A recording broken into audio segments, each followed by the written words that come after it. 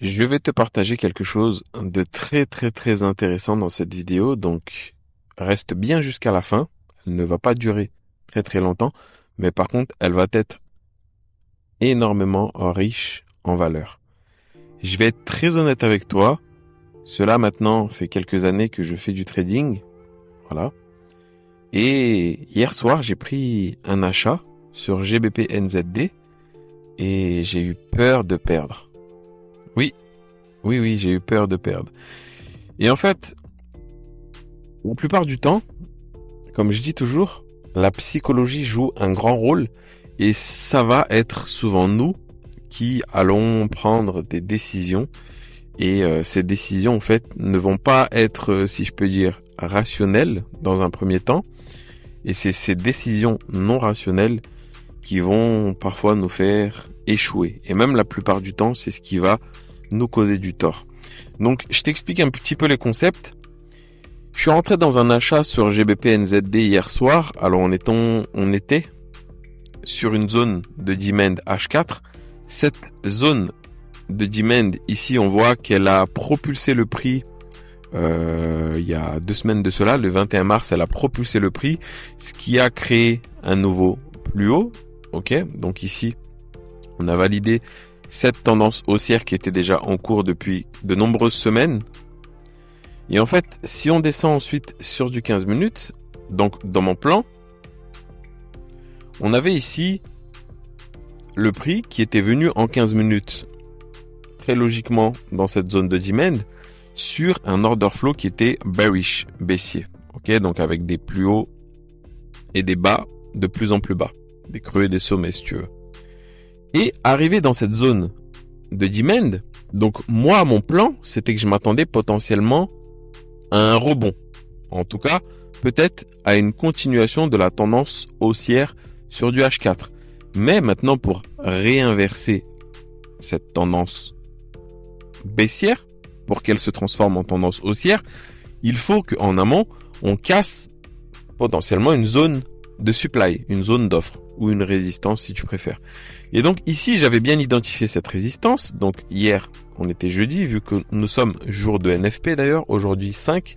Donc faites très attention sur les marchés, ou si vous êtes en position, sécurisez vos positions, etc., etc.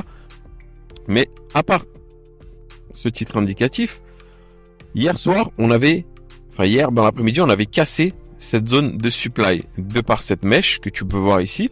Ok, donc le prix était bien passé au-dessus. Et donc, on voit bien que ici, cette zone de supply, elle avait lâché.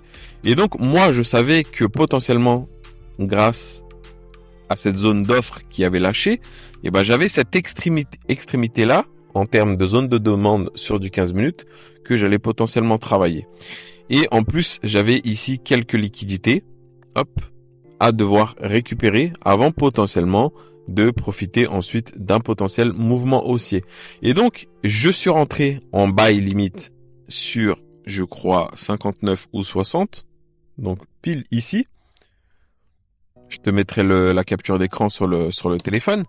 Et j'avais mon stop loss exactement à 2.0942. Donc ici, j'allais potentiellement chercher un ratio de 3 sur 2.10, il me semble. Tac, donc ratio de 3. Et en fait, quand le prix a commencé à partir dans mon sens ici, j'ai pas eu confiance en mon plan. J'ai eu peur. J'ai eu les chocottes. Et en fait, vu que j'ai eu peur et que j'ai eu les chocottes, qu'est-ce que j'ai fait? Je me suis pas dit quand même, je vais couper le trade parce que j'ai peur. Non. Je me suis dit, vu que ça commence à partir dans mon sens, je vais mettre à break-even parce que je vais protéger mon capital.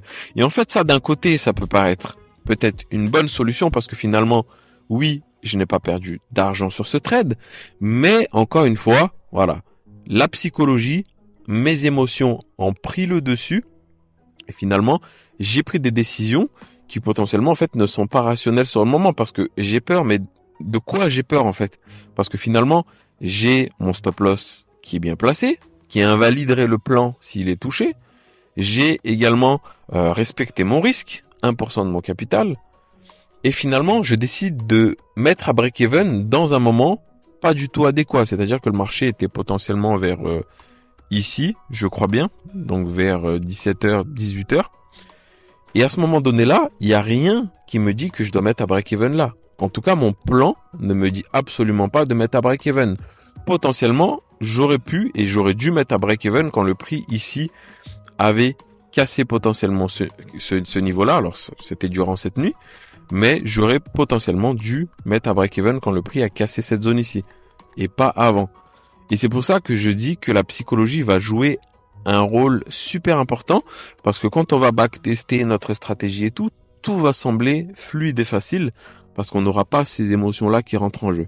Et là, justement, cette émotion-là, excuse-moi, elle m'a empêché, entre guillemets, de potentiellement capitaliser sur ce trade où j'avais raison sur mon plan de base, j'avais raison sur la future direction du marché, même si c'est pas l'objectif, mais tout était vraiment propre. Le plan était vraiment respecté. Et là, quand je vois ça ici, tu vois à l'heure 4 heures du matin, il est un petit peu tôt, je sais, mais bon, on travaille, hein, ça c'est pas un problème. Mais quand je vois ça, quand je me réveille, je me dis, bah oui, je suis emporté, j'ai été en tout cas emporté par mes émotions hier soir. Bref, courte vidéo, mais simplement pour te faire un rappel que nos émotions, on ne pourra jamais les enlever. Maintenant, on peut les atténuer, et justement le fait de prendre confiance et de faire confiance dans son plan de trading, c'est la chose qui va garder un petit peu vos émotions en dehors de tout ça. À partir du moment où vous allez mettre de l'interprétation dans les choses, ou là par exemple, quelle interprétation j'ai mis, j'estimais que j'étais en positif, que ça allait commencer à partir dans mon sens, et du coup je me suis dit c'est soit ça part directement, ou soit je perds pas. Et ça, quand on commence à mettre de la subjectivité dans son analyse, quand on commence à essayer de nous-mêmes essayer de deviner comment le prix pourrait partir plus ou moins rapidement vers notre objectif, et là on commence vraiment à écouter nos émotions, et c'est généralement pas super bon. Maintenant, je peux me réconforter en me disant que je n'ai pas perdu d'argent, etc.